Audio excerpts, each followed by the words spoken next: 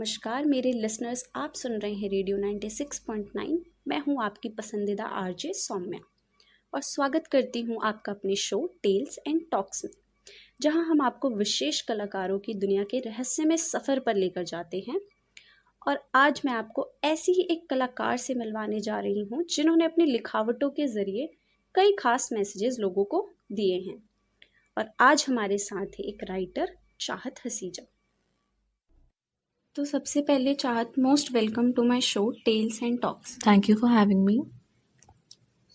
चाहत, आप एक बेहतरीन राइटर हैं, तो किताबें लिखने के लिए आपकी इंस्पिरेशन क्या थी और लिखने के प्रति आपका प्रेम कैसे शुरू हुआ? See, I have always been a quieter kid since my childhood and ऐसा कहते हैं ना कि अकेलापन ना अपना दोस्त खुद ढूंढ लेता है। तो I started writing Hindi poetries randomly। 2017 की बात होगी ये शायद। फिर धीरे धीरे करते करते लोगों से बात हुई। Then I found author Harsh Sharma, जिनकी 2-3 किताबें पब्लिश्ड हैं। तो वहाँ से आई सॉ दिस अपॉर्चुनिटी कि why not write and publish the book. तो from there it all began. Chahat, आपने अभी तक 3 बुक्स लिखी हैं और सभी बुक्स जो हैं लव एंड रोमांस से रिलेटेड हैं। मतलब यही पर्टिकुलर जॉनर आपको अट्रैक्ट क्यों करता है? See, I am a very expressive person like that. So I do not mind talking about feelings, love, relationship, friendship, unlike our today's generation. तो ये हमेशा से एक easy theme रहा है to work on, and also this also comes with my strategy कि romantic novels and story related to love ये ज़्यादा चलती भी हैं in the terms of books। तो इसलिए चाहत, क्या कोई और भी जॉनर है मतलब जिसको आप एक्सप्लोर करना चाहती हैं, या फिर लव एंड रोमांस ही आपकी स्टोरीज का क्रक्स है? नहीं, नहीं, ऐसा बिल्कुल नहीं है कि सिर्फ़ लव स्टोरीज़ ही मेरी स्टोरीज़ का, बुक्स का क्रक्स रहेगा, बल्कि I want to write more as in terms of self help books या बुक्स ऑन मेंटल हेल्थ। मतलब a book that can give you motivational books also. मतलब बेसिकली मेरा ये थॉट है कि मैं कुछ भी करूँ, कैसे भी प्रेज़ेंट करूँ, मेरी कोई भी क्रिएशन हो, वो किसी भी तरह से लोगों की लाइफ़ में एक अच्छा कॉन्ट्रिब्यूशन करे। That is all I think and work upon. अच्छा अच्छा। चाहत, correct me if I am wrong कि आप एक स्टूडेंट हैं जो कि ग्रेजुएशन कर रही हैं। मेरा आपसे यही सवाल है कि मतलब आप राइटिंग और स्टडीज़ दोनों को कैसे मैनेज कर लेते हो? एक्चुअली बुक को रेडी करने के लिए हाफ स्टार्टिंग तो आपकी माइंड से होती है। Like you think and you imagine and then you think of characters that you want to see and you want to portray in the book and you see there is a lot of thinking.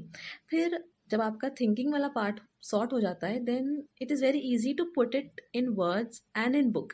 और जहाँ तक आपने सही कहा कि मैं graduation भी कर रही हूँ, तो college life is my daily routine and also I have just started writing professionally. मतलब मैं अभी अभी भी मैं यही कहूँगी कि आई एम अ बिगिनर। तो इट्स क्वाइट मैनेजेबल कि मैं अपनी ग्रेजुएशन भी कर लूँ एंड अपनी आने वाली बुक्स पे भी मैं काम कर लूँ। अच्छा, तो आप मतलब मल्टी टैलेंटेड हैं।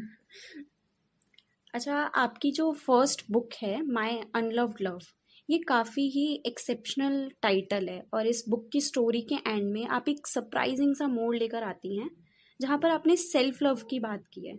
तो इसके पीछे का आपका आउटलुक या फिर पॉइंट ऑफ व्यू क्या है? जैसे कि मैंने आपको ऊपर वाले क्वेश्चन में जवाब दिया था कि I always wanted to talk about love, mental health and all the emotions that exist. तो आई थिंक कहीं ना कहीं अगर मैं डायरेक्टली इस चीज़ के बारे में बात करूँगी तो वो थोड़ा सा बोरिंग हो जाएगा। तो इन ऑर्डर टू अगर किसी को कुछ समझाना है तो you also have to make it interesting.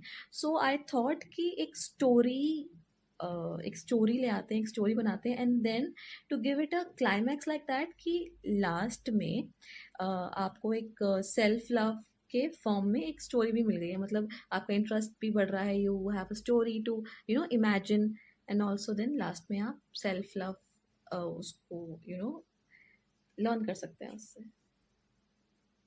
Okay okay.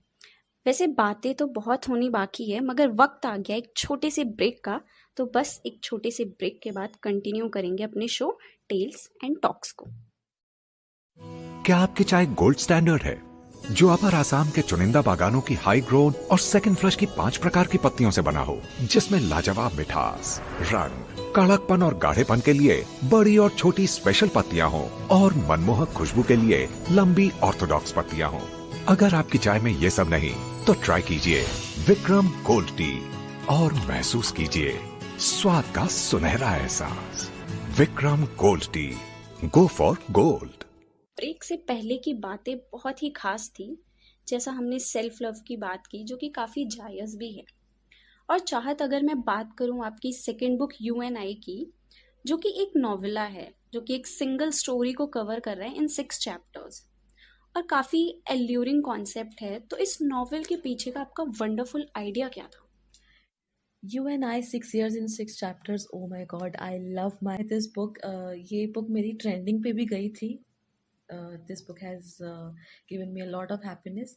हाँ, तो जैसे आपने पूछा कि inspiration behind this wonderful idea, तो वही that I wanted to write a loved theme book for the start. And okay, I have not revealed it anywhere else, और मेरे पास किसी और तरीके से जवाब भी नहीं है इसका. तो it is my own story. So it was very easy to work upon it. But there is also a rule between author and author's की audience that you cannot directly ask the author कि if this book is on you. It comes out to be very offending. हालांकि मैंने उस book में लिखा है कि it is a fiction book, but okay audience, it's not a fiction book. It is my story. So yes, it was an easy thing to work upon. Okay. अच्छा चाहत, अक्सर ऐसा होता है कि हम ऐसी सिचुएशंस में आ जाते हैं जहाँ हमारे माइंड में एक अच्छी खासी स्टोरी होती है, मगर उसको पेन पेपर पे कैसे उतारना है वो समझ नहीं आता। तो क्या ऐसी सिचुएशंस आपको भी फील होती हैं? हाँ, बिल्कुल. I have also faced writers block जिसे आप कहते हैं, एंड मैंने क्या सबने ही फेस करी होगी in the starting. But I also have this one point two से, शायद फ़नी भी लगे, बट राइटर्स ब्लॉक इसलिए भी आ जाता है because when your creative mind starts to think, तो कुछ ज़्यादा ही सोच लेता है. तो उस कन्फ्यूजन में आप बहुत कंफ्यूज्ड रह जाते हैं कि कौन सी साइड रखें, यहाँ इस स्टोरी में कौन सी कौन सी साइड सही रहेगी, because you have 2-3 ideas.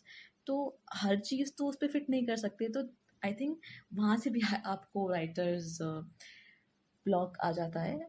And अगर इसके सोल्यूशन के बारे में बात करी जाए, तो आई थिंक ये हो सकता है कि you have to make your mind towards one thought कि ओके, इस स्टोरी में मैं ये साइड पुट कर देता हूँ या कर देती हूँ, एंड आपके जो बाकी थॉट्स हैं सिमिलरली वो आप एक रफली कहीं आप लिख लीजिए, एंड आप देन उसे कहीं और लिख लो, and then you can fit it anywhere, and कोई और कहानियों में या कुछ भी. तो it always work out, but it's just you have to make your mind when you are working on one one point.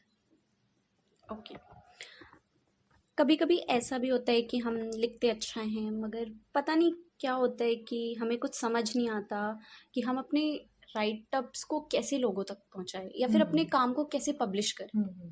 तो आप उसके बारे में कुछ बताना चाहेंगे कि? हाँ, सो ट्रू. हमारे पास नॉलेज की कमी होती है.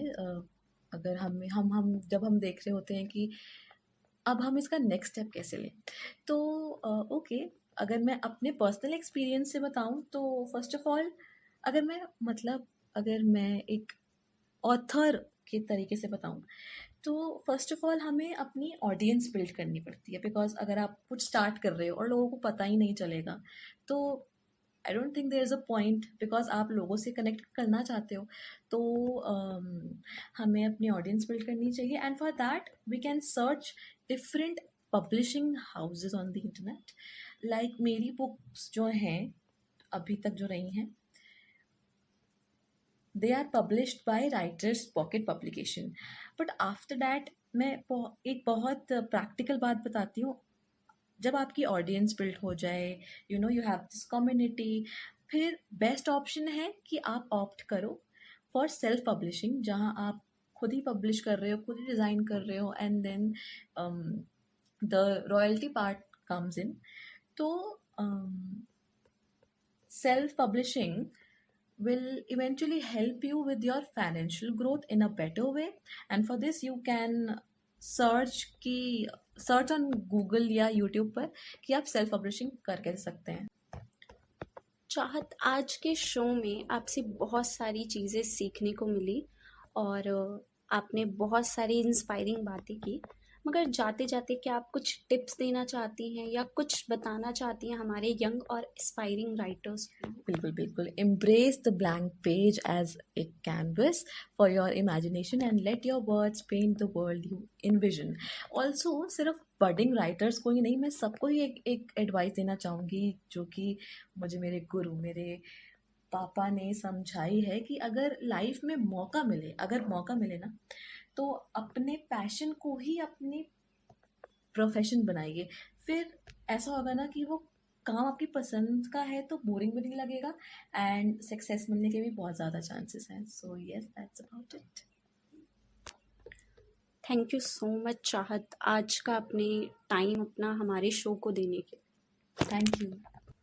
मेरे प्यारे लिसनर्स, वक्त आ गया है आपसे अलविदा कहने का, मगर हर हफ्ते ऐसे ही नए कलाकारों से आपको रूबरू करवाती रहूँगी अपने शो टेल्स एंड टॉक्स में।